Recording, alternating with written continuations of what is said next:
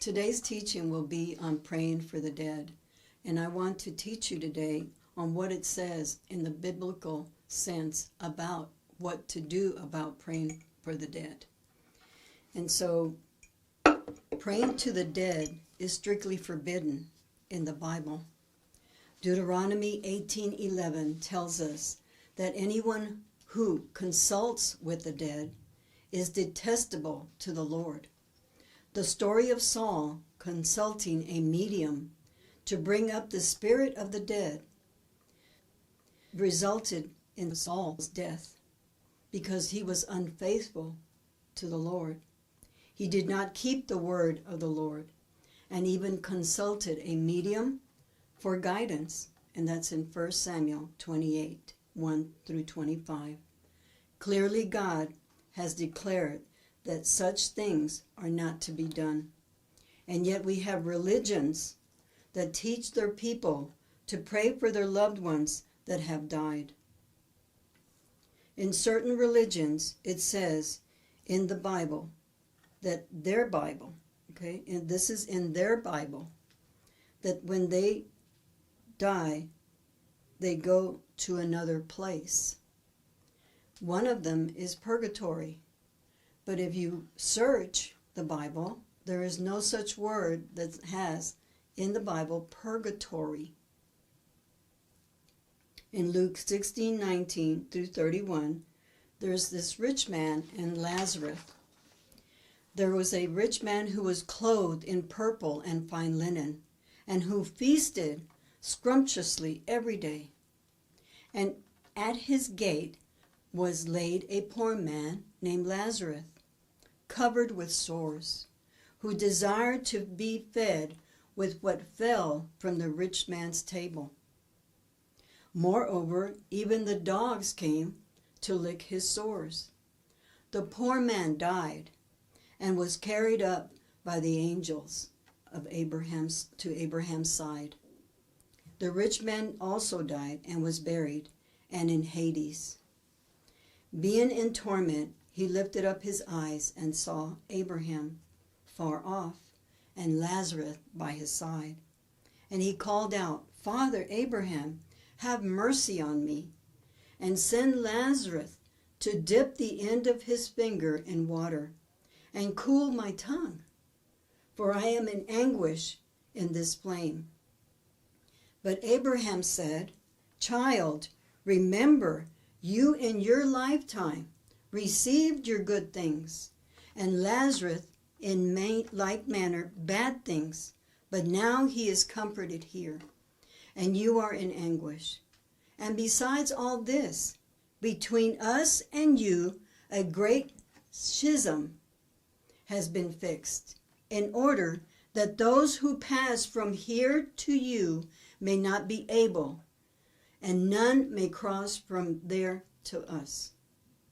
And he said, "Then I beg you, Father, to send him to my father's house, for I have 5 brothers, so that he will warn them, lest they also come into this tormenting place."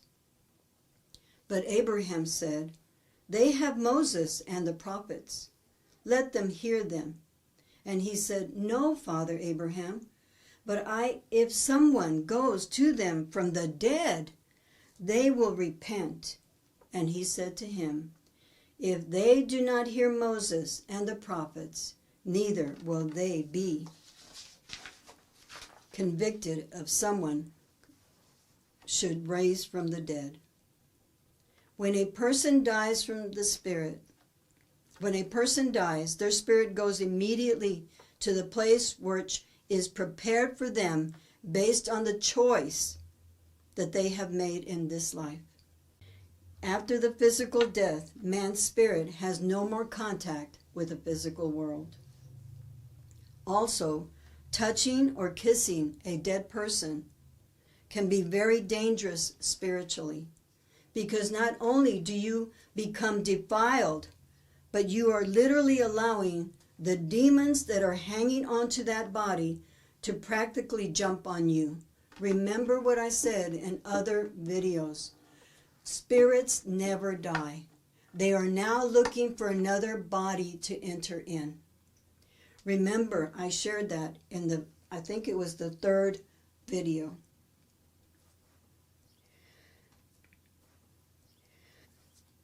When you go to a funeral, you must always wear your armor.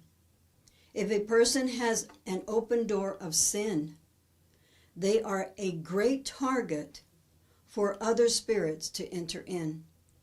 How do you deal with such a bondage? First, I believe we should repent for touching the dead body.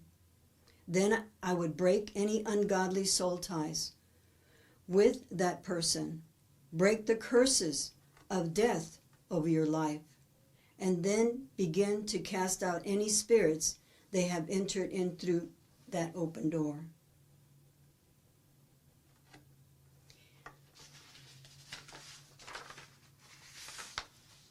The Bible never mentions praying for the dead, but often there are serious warnings about trying to communicate with the dead.